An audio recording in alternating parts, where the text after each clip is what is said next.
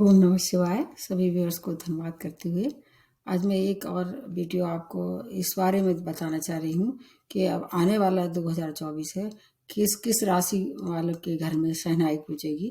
मतलब शादी का अगर आपका समय हो गया है, अब तक आप परेशान थे और शादी के इच्छुक थे, तो 2024 आपके लिए कितना सफलता भरा हो सकता है। शादी को लेके आपका वैवाहिक संबंध अगर कहीं से टूट गया था, दूसरा विवाह करना चाह रहे थे, उन सब के लिए ये समय जो है 2024 किन किन राशियों के लिए खुशखबरी लेके आ रहा है। वैसे तो आपको पता होगा कि कुछ डिपार्टमेंट आज भी ईश्वर ने अपने हाथ में रखे हैं। ऐसा मतलब ऐसा प्रतीत होता है, ऐसा देखा गया है। आदमी बस कोशिश कर सकता है, बाकी जीवन मरण, शादी विवाह, संतान, धन हानि, लाभ, ये सब अभी भी ईश्वर के हाथ में ही है। पर ये बात उतनी ही ज़्यादा सत्य है कि अगर आप कोशिश नहीं करेंगे, एक समय आता है और निकल जाता है। अगर आप प्रयास नहीं करेंगे तो फिर जो है अगले वक्त का आपको इंतजार करना पड़ेगा। ईश्वर संकेत देते हैं, और संकेत किस रूप में देते हैं? आपकी जो चार्ट है, आपका जो नेटल चार्ट है, उसमें प्लैनेटरी पोजीशन का जो परिवर्तन होता है, उनको देख के फिर थोड़ा अनुमान भर लगाया जा सकता है।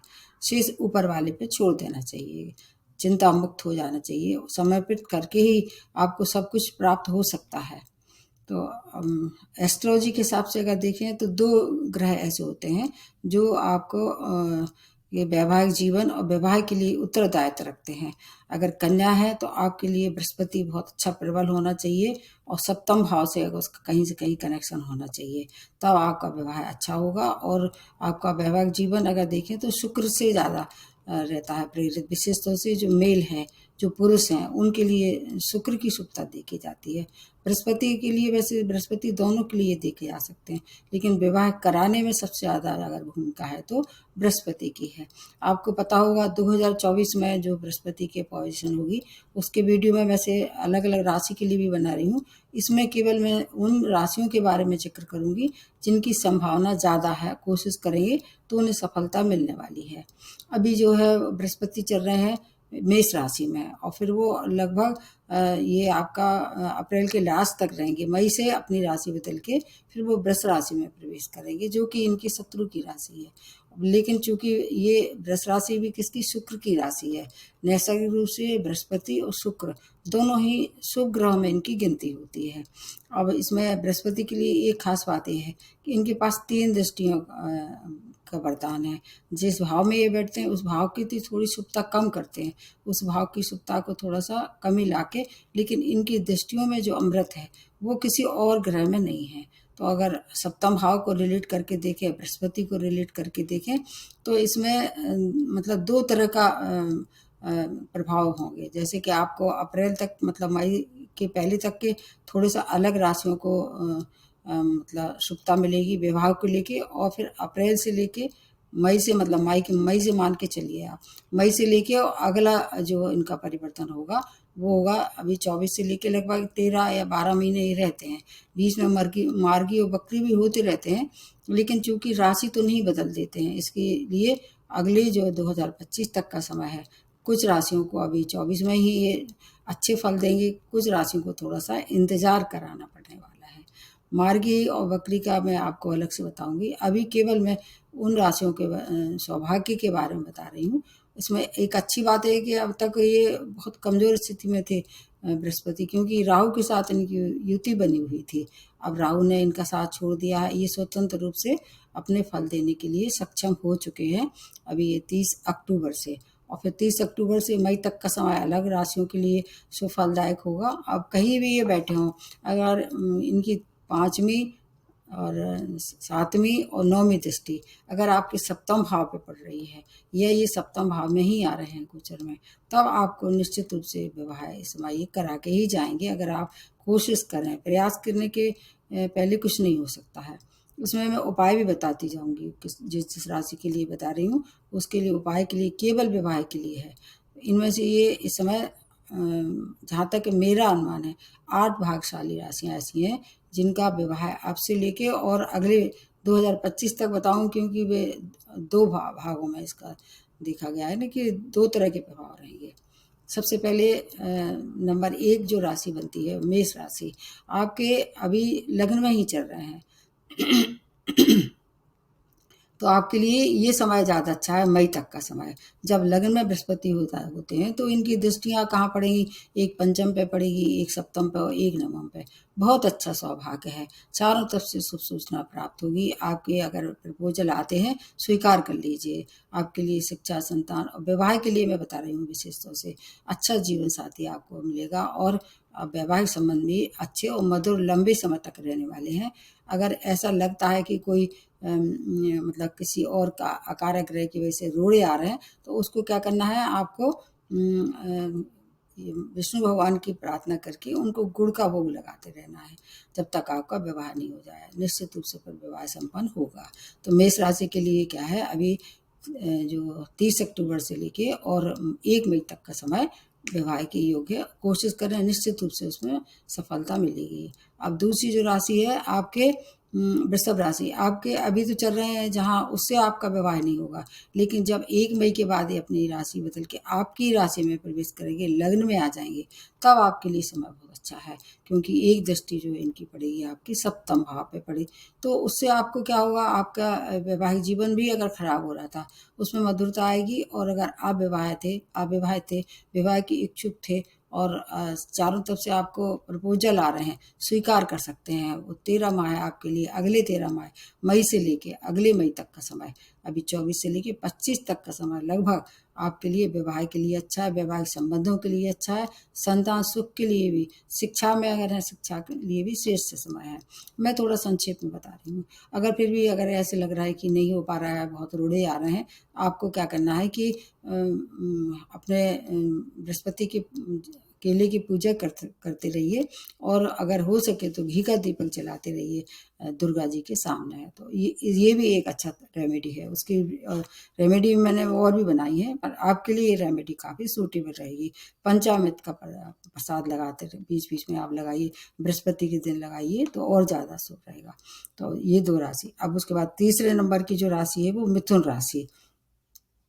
आपका समय अभी चल रहा है, ये कब तक रहेगा, अभी 30 अक्टूबर से शुरू होके 1 मई तक के लिए रहने वाला है।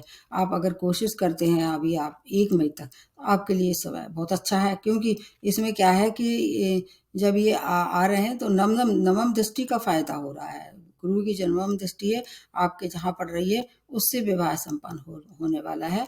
अच्छा जीवन साथी, बुद्धिमान जीवन साथी मिलेगा। मिथुन राशि वैसे भी ये क्या है, इनके जीवन साथी से इनका तालमेल अच्छा रहता है और बुद्धिमान मिलेगा और जो आपका जो सार्थक होगा समय, मतलब वैवाहिक जीवन जो सार्थक होगा, इसलिए आपके लिए समय अभी अच्छा है। मई तक कोशिश करें, अगर आप इच्छुक हैं तो निश्चित रूप से आपको उसमें सफलता मिलेगी। अगर अभी नहीं हो पाता बाई चांस किसी भी तरह से, तो लास्ट का जो समय होगा 2000 मई के मई मतलब 2024 के लास्ट का जो समय होगा उसमें भी सफलता मिल सकती है। फिर भी कोई परेशानी है तो आपको विष्णु सहस्त्र नाम का पाठ करना चाहिए और गणेश जी की उपासना तो आपके लिए हमेशा अच्छी रहती है। अब आ जाते हैं कर्क राशि। अगली जो राशि है भाग्यशाली राशि, 1 मई के बाद का समय अच्छा है। क्योंकि 1 मई के बाद जो है वो आपकी बृहस्पति की जो पोजीशन बदलेगी, बहुत अच्छा समय है। और अगले 1 वर्ष तक का समय इसके लिए अच्छा है। क्योंकि नवम दृष्टि जो पड़ेगी सप्तम भाव पे, और आपकी जो राशि में वो वैसे भी उच्च रहते हैं गुरु, आपको चारों तरफ से सुख सुविधा प्राप्त होंगी। वैवाहिक जीवन में अगर कोई अनबन चली आ रही थी वो भी अच्छी हो जाएगी। अगर फिर भी कोई परेशानी है तो शिव की आराधना करते रहें और जो भी आपसे वो चंद्रमा को अर्घ देते रहें, पीले वस्त्र धारण ज़्यादा करें। इन सब चीज़ों का अगर आप पालन करते हैं तो आपके लिए समय 1 मई के बाद आपको निश्चित रूप से बहुत अच्छा समय रहने वाला है। उसके बाद है अगली राशि जो है वृश्चिक राशि है। आपके लिए भी 1 मई 2024 से अगली जो इनका जो परिवर्तन होगा, मतलब 25 तक का जो समय होगा, बहुत अच्छा है। क्योंकि सप्तम भाव पे ये इनकी जो दृष्टि पड़ रही है उसका लाभ होगा। अगर आपके वैवाहिक संबंध भी खराब हो रहे थे वो भी से अच्छे मधुर हो जाएंगे और अपने जीवन यापन के लिए, आपके कैरियर के लिए, संतान सुख के लिए बहुत अच्छा समय है। ये इसका लाभ आप ले सकते हैं। फिर भी कोई परेशानी है तो आपको थोड़ा हल्दी मिला के जो जल सूर्य को चढ़ाना चाहिए, हनुमान जी की शरण में जाना चाहिए। तो वृश्चिक राशि वालों का अगर मई के बाद कोशिश करते हैं, निश्चित रूप से चाहे आपका प्रथम विवाह हो, चाहे आपका द्वितीय विवाह हो। अब उसके बाद जो अगली जो राशि बनती है वो है धनु राशि।